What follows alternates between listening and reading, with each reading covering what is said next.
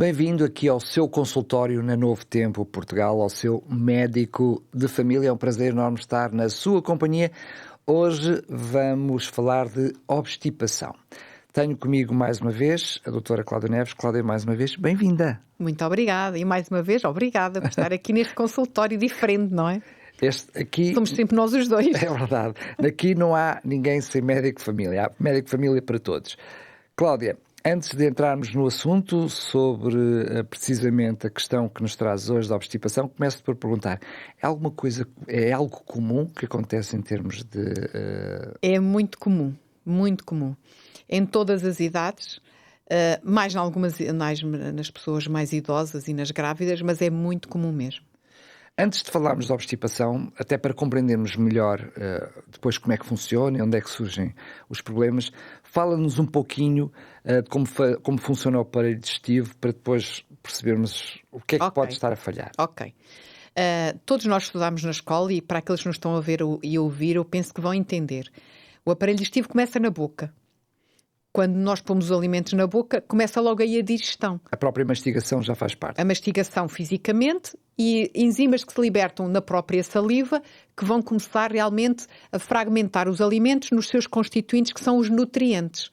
E o grande objetivo da alimentação é o nosso corpo ir buscar os nutrientes que precisa para as células sobreviverem, o metabolismo, para se multiplicarem, para as suas funções do dia-a-dia.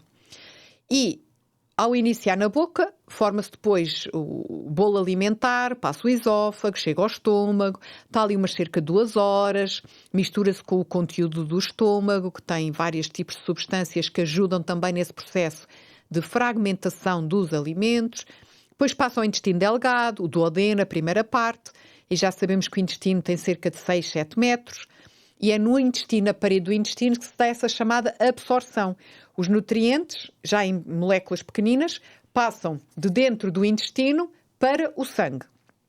O intestino tem uma camada interna que são as vilosidades intestinais, que faz assim uma ondulação para aumentar em grande quantidade a sua área de superfície do contacto entre os nutrientes e o sangue. Depois vai para o sangue os pequeninos capilares, vasos sanguíneos mais pequeninos, que levam realmente esses nutrientes para todo o corpo. Mas nesse processo de digestão, aquilo que realmente não é utilizado como nutriente ou que é para eliminar, vai continuando o seu processo descendente para o intestino grosso ou cólon, que tem várias partes, cólon ascendente. Imaginem em mim, cólon ascendente, cólon transverso, cólon descendente, cólon sigmoide e depois o reto, que é como se fosse assim um saco, com grande capacidade de acumulação, onde as fezes vão acumulando para depois saírem pelo ânus.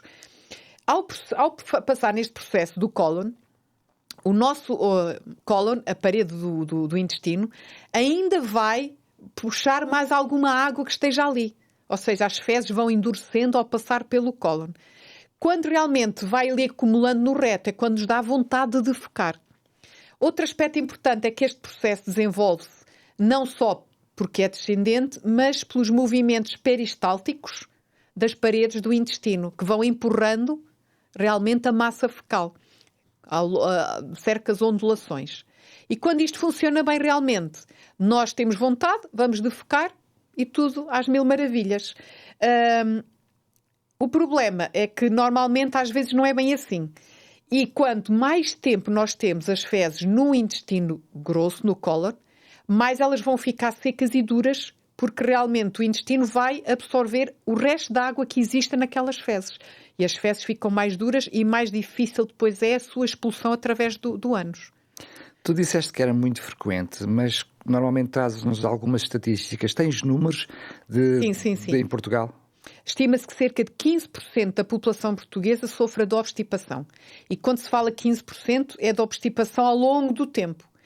Estes números são mais elevados nos idosos e é um problema crónico muito comum na terceira idade e está presente em mais de 50% das pessoas com cancro, associado muitas vezes aos tratamentos. Às terapias, claro. Exatamente, aos efeitos secundários dos tratamentos. Mas quando tu falas do 15%, estamos a falar das pessoas que têm este problema de forma crónica, não Correto. são as pessoas que já, em algum momento na vida, tiveram uma obstipação, chamemos-lhe assim, não é? Sim, não. Estamos a ocasional. falar aqueles que têm realmente como um problema crónico. Eles próprios já dizem. Quando se fala nisso, ou vão se queixar, o meu intestino até está mais solto, mas mais solto como? Não, porque eu sempre fui preso do intestino.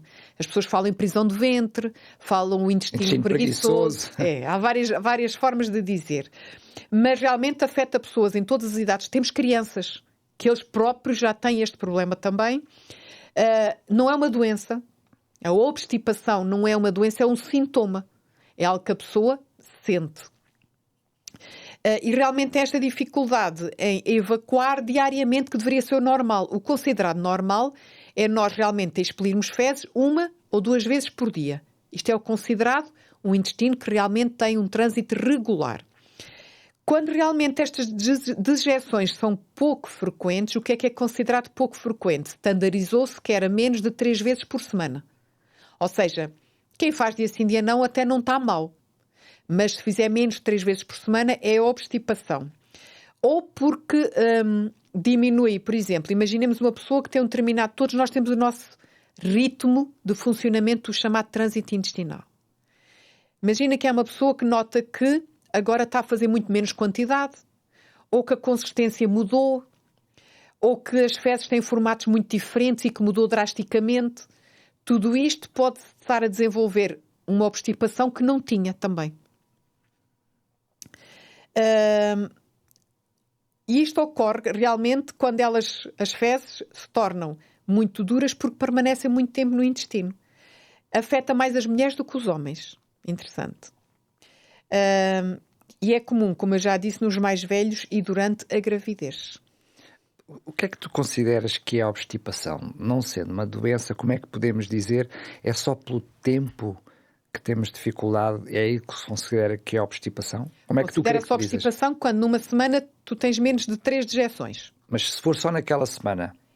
É obstipação aguda. Ok. Temos a obstipação aguda e a grande maioria das pessoas, estima-se que 80% das pessoas já teve alguma fase da sua vida que teve obstipação. Por isso é que eu estava a dizer que aqueles 15% parecia-me pouco. Basta mudar a alimentação, basta irmos de férias e durante 1 semana ou 2 temos uma alimentação diferente, vai alterar logo o nosso trânsito intestinal. Pode ser obstipação em algumas pessoas, pode acelerar o trânsito intestinal, não propriamente diarreia, mas fazer mais vezes ou dejeções mais moles, ou seja... Alguma desidratação no verão, não é? Muitas pessoas queixam-se no verão de ter mais obstipação. Temporariamente porque tomou determinada medicação que pode realmente ter esse efeito secundário. Sempre que mudamos de alimentação, porquê? Porque nós no nosso intestino temos a chamada microbiota, que é as bactérias boas do nosso intestino, a chamada flora intestinal. E elas são boas para nós porque ajudam realmente a isto tudo a funcionar e a estarmos em equilíbrio. Quando mudamos o tipo de alimentos que lhe estamos a dar, isto altera completamente. Há um reajuste. Exatamente. E isto pode demorar uns dias. E em algumas pessoas, portanto, pode demorar mais. Mas é o que é chamada obstipação aguda. E todos nós já tivemos. Quando realmente isto é a longo prazo e standardizou-se quando é mais de 3 meses, que não só porque são menos de 3 dejeções por semana, mais de 3 meses, causa desconforto, distensão abdominal, dor. A dor mais característica é a dor tipo cólica. Há dor tipo pontada, há dor tipo facada, há dor tipo queimadura. Todos nós já sentimos um bocadinho de cada uma destas. A dor tipo cólica é aquela dor tipo, ora fica muito forte, ora alivia. É por fases. Porquê? Fica muito forte quando o intestino faz um espasmo e está ali a fazer pressão contra as fezes e não consegue empurrar. Cria dor. Depois tem o momento em que relaxa. Deixamos de ter dor. É a dor tipo cólica, é a mais comum associada realmente a este problema.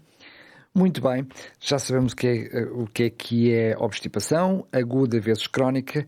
Queremos falar sobre causas, mas vamos aproveitar, fazer já um pequenino intervalo, porque depois não te quero interromper. São apenas 2 minutinhos, voltamos já a seguir e com uma oferta muito especial para si. Então até já. TV Novo Tempo, o canal da saúde, o canal da esperança. Estamos de volta para lhe trazer esta segunda parte do nosso Médico de Família de hoje. Estamos a falar de obstipação.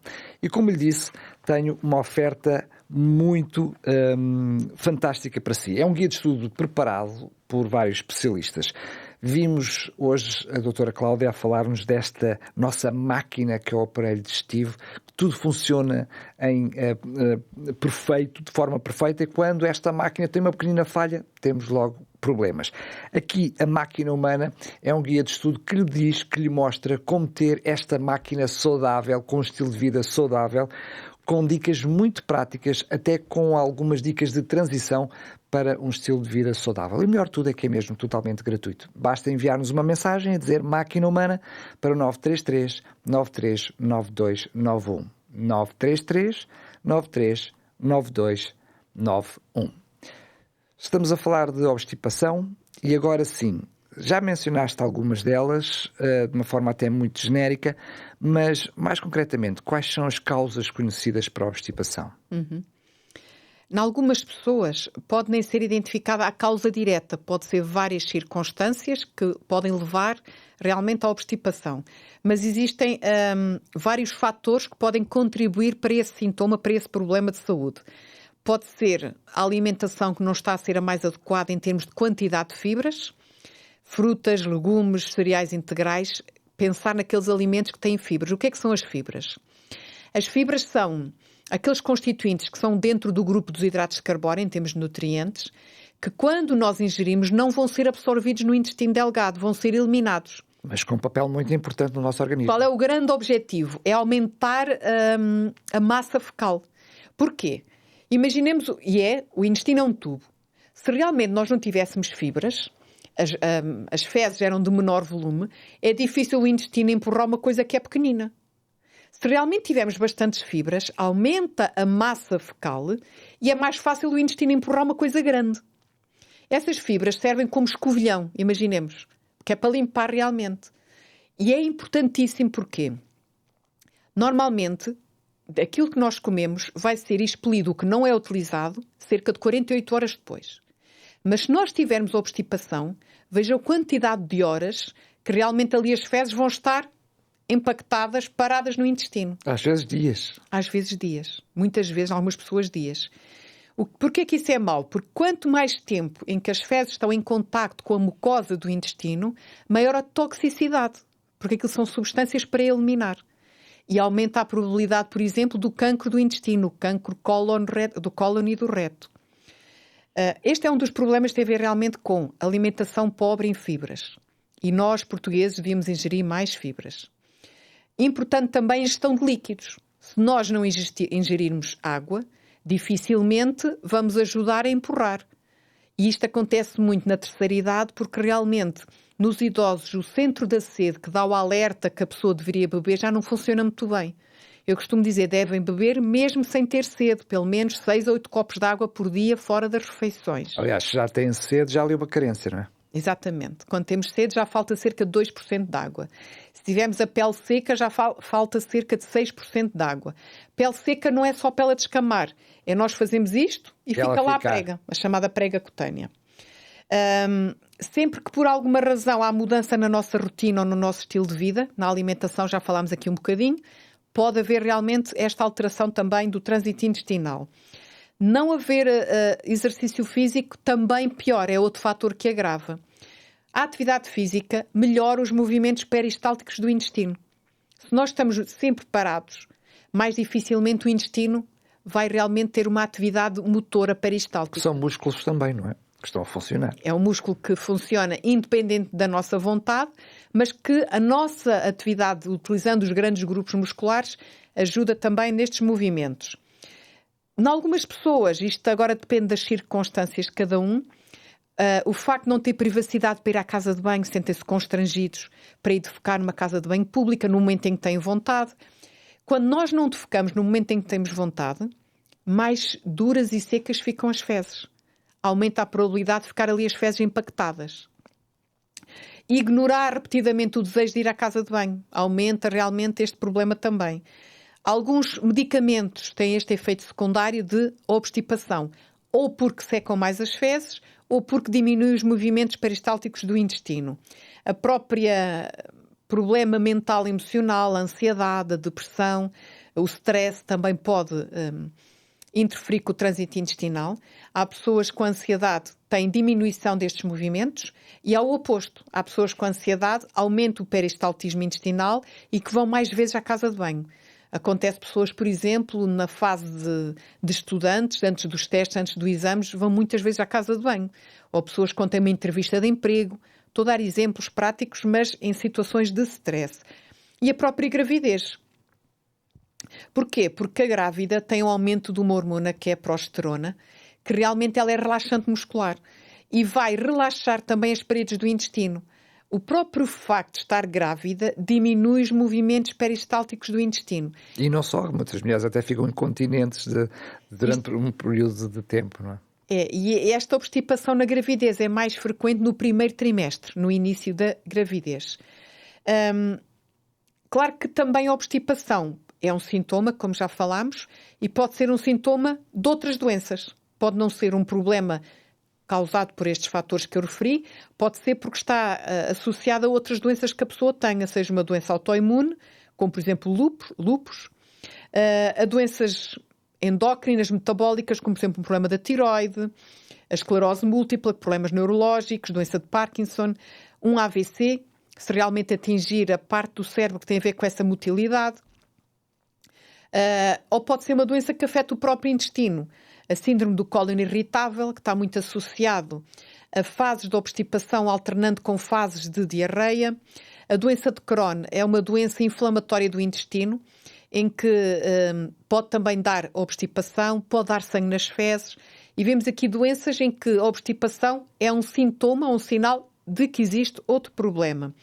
O próprio cancro do cólon e do reto, como já falámos, o facto da pessoa não ter antecedentes de obstipação e de repente fica obstipada, isto é mais frequente do que as pessoas imaginam. Olha, o meu intestino sempre funcionou bem, mas desde há um mês para cá estou mais presa. É um sinal de alerta. Quando altera, se a pessoa não alterou os seus hábitos, não tomou medicamento nenhum novo, está tudo igual, e sobretudo se a pessoa refere cansaço extremo, está a perder peso, temos que pesquisar outras causas. Outro exemplo é uma fissura anal. A fissura é como se fosse um golpe, uma ferida ali no ânus. Só o facto de ter lá um golpe vai restringir a pessoa a ir defecar sempre que tem vontade, porque sabe que vai ter dor, claro, e muitas vezes perda de sangue durante esse momento. E então isso vai ocasionar a que as fezes fiquem cada vez mais impactadas e duras. É uma bola de neve, vai agravar a obstipação. Depois, ao defecar, como está mais duro, tem que fazer mais força, a fissura ainda abre mais. E realmente é um problema que um agrava o outro. E temos também medicamentos. Como já falei, até posso dizer os grupos de medicamentos que pode gerar isso. Dentro dos antidepressivos, medicamentos utilizados para a depressão e utilizados também na perturbação da ansiedade, alguns podem ter este efeito secundário em algumas pessoas. Não quer dizer que todos tenham, e alguns deles mais propensos a isso, não quer dizer que provoquem todas as pessoas. Os efeitos secundários variam de pessoa para pessoa. Alguns chamados calmantes, que são as benzodiazepinas, porque um dos efeitos é o relaxamento muscular, também podem realmente ocasionar a obstipação. Alguns medicamentos para a tensão arterial, para a hipertensão arterial, também têm esse efeito. Os suplementos com cálcio e com ferro, e isto é muito comum nos suplementos com ferro, que também são utilizados na grávida e que vão agravar a obstipação, porque realmente, eu costumo avisar logo, não se assuste, ao tomar ferro as suas fezes ficam mais escuras, às vezes as pessoas dizem que estão mesmo pretas, e mais duras. É importante, quando as pessoas tomam suplemento de ferro, aumentar então a suplementação com fibras, ainda mais fibras, e beber mais água, porque realmente tem este problema. Alguns tipos de ferro mais que outros. Os antiácidos, que às vezes as pessoas compram e é de venda livre na farmácia. Tive ali uma dor de estômago, estou com azia, vou comprar um medicamento, que é de venda livre em geral. Alguns contêm alumínio e isso também pode gerar obstipação. Tenham atenção se nos últimos dias tomaram alguma coisa assim para a dor de estômago, para a azia, para a paragem de digestão, que também pode provocar obstipação. Alguns medicamentos utilizados para algumas doenças psiquiátricas, como a esquizofrenia ou de outras doenças mentais, e alguns medicamentos analgésicos utilizados para a dor, como a codeína, que existe em alguns medicamentos associado a outros medicamentos, ou, por exemplo, ao paracetamol, ou o tramadol, que também existe sozinho ou associado ao tramadol ou outros anti-inflamatórios, e a morfina. Este grupo de medicamentos também pode dar obstipação em algumas pessoas. Sendo que a obstipação em si mesmo também pode gerar outras complicações. Tu falaste há pouquinho a questão da fissura, que pode agravar, mas não só a questão da doença hemorroidal, entre outras. Ou seja, a própria obstipação em si pode ser provocada por uma doença, mas pode provocar outras doenças. Trazer outros problemas, exatamente. Sim. Muito bem. Como prevenir? Que isso é que é importante. As complicações, tu já falaste, não é? As hemorroidas. A hemorragia retal, vou só aqui esclarecer, eu acho que é importante salientar, porque quando uma pessoa, e normalmente os meus utentes, eu tenho essa noção, tem sangue nas fezes, é um sinal de alerta. Muitas pessoas não valorizam porquê. Eu sempre tive hemorroidas e deve ser das hemorroidas. É importante caracterizar. É diferente quando nós vamos à casa de banho defecar e se o sangue cai na sanita, ou é quando nos limpamos, ou se o sangue vem misturado nas fezes. Tudo isto é importante. Porque se vem misturado nas fezes, vem mais de cima, desde a formação das fezes e não é só na entrada, por exemplo. Se é quando nos limpamos, quer dizer que está ali mesmo à entrada. De qualquer forma, é sempre um sinal para consultar o médico. Importante ver se tem fissura, o médico tem que ver isso, se tem hemorroida. E se não vir nada, é importante fazer o exame ao intestino. Sobretudo se a pessoa refere, como eu já disse há pouco, perda de peso, cansaço inexplicável, e realmente alteração dos seus hábitos intestinais associada a esta perda de sangue. Isto é um sinal de alerta. Em alguns casos surge também a incontinência anal, que é as fezes vão acumulando tanto que realmente a pessoa, sem se aperceber, começa a perder fezes. Porquê? Porque o reto está tão cheio, que o esfíncter anal deixa de funcionar. Isto pode acontecer realmente em casos extremos de obstipação. A própria pessoa perde a sensibilidade, é por isso que não dá perde conta. As fezes sem dar conta, exatamente. Em alguns casos, pelo esforço que a pessoa faz para expulsar as fezes do reto, pode acontecer o prolapso retal, que é parte da parede do reto que começa a ficar descaída, pelo esforço realmente no momento de defecar. A grande prevenção, pegando agora na tua questão, começa logo pela alimentação, vendo que é um dos fatores de risco, alimentação rica em fibras. E diz que devemos ingerir 25 a 30 gramas de fibra por dia. Isto inclui as sementes, os integrais, tudo o que é cereal integral, desde o pão, o arroz, as massas. Importante, algumas frutas como os citrinos, o kiwi, a papaya também ajudam. Os vegetais em geral, as leguminosas, o feijão, o grão, as suas cascas têm riqueza realmente em fibras. E algumas pessoas podem necessitar de um suplemento em fibra. Existe à venda, em forma de cereais de pequeno almoço, que aquilo é literalmente quase só fibra, ou até de medicação que se compra na farmácia de fibras. Esses suplementos devem ser os preferidos, que são mais fisiológicos, ricos em fibra, e que são importantes não só para regular este trânsito intestinal, mas também para regular ou diminuir os valores da glicemia e do colesterol. Porquê? Quando nós temos uma alimentação rica em fibra, parte da glicose ou do colesterol que ingerimos acaba por ser eliminado e não ser absorvido por causa da grande quantidade de fibras. Importante, então, para quem é diabético ou tem colesterol alto. Importante também o exercício físico. Já vimos que ajuda a manter a motilidade intestinal. Não se esqueçam, um adulto fisicamente ativo deve praticar uma atividade física moderada, 150 minutos por semana. Repartida ao longo da semana, por exemplo, 30 minutos, 5 dias por semana. Não tem que fazer os 30 minutos seguidos, pode ser 15 minutos de manhã, 15 minutos à tarde. Não pode ser um passeio ligeiro, tem que ser... Tem que cansar. Importante não ignorar a vontade de ir à casa de banho. Quando temos vontade, devemos ir à casa de banho para evitar realmente que as fezes fiquem mais duras e mais secas. Há um aspecto que nós ensinamos às pessoas que têm obstipação, é tentar defecar sempre à mesma hora. Há pessoas que é logo que acordam, há pessoas que é logo a seguir à refeição. Há um reflexo que todos nós temos, mais desenvolvido que outros, que se chama reflexo gastrocólico, que é, quando nós comemos uma refeição, Isso, ao cair no estômago, estimula os movimentos peristálticos do intestino. Então, quem tem defecação, aconselhamos a ir para a sanita e sentar-se depois da refeição. Não é estar lá muito tempo, que isso depois tem outros efeitos. Mas tentar que o seu intestino se habitue a funcionar sempre mais ou menos à mesma hora. Existem laxantes, é verdade, devem ser evitados, porque o intestino habitua-se a funcionar só com laxantes e preferir realmente aqueles que são para aumentar a massa fecal. Em 30 segundos, o que nos ensinas sobre a prevenção serve também para tratamento quando já cá está, não é? Exatamente. O que aconselhamos sempre é aumentar o aporte de fibras, água, exercício físico e podemos utilizar laxantes em alguma fase inicial, mas evitar, porque depois só funciona com isso. Muito bem. Cláudia, mais uma vez, muito obrigado. Antes de terminar o nosso programa, dizer-lhe que este guia de estudo A Máquina Humana fala também, precisamente, na alimentação, os cuidados a ter para ter uma alimentação equilibrada e saudável, bem como preparar esses alimentos, que também é bastante importante. E assim, entre outros assuntos que encontra aqui neste manual, mas hoje estamos a falar de obstipação, falamos da importância da alimentação e também da água. Vai encontrar um capítulo aqui só dedicado à água. E o melhor de tudo é que é mesmo totalmente gratuito, basta enviar-nos uma mensagem a dizer Máquina Humana para 933 93 92 91. Fecho dizendo que, se não teve a oportunidade de escutar este programa na íntegra, ele vai estar disponível em podcast, em radioxs.pt e também no YouTube da Novo Tempo Portugal.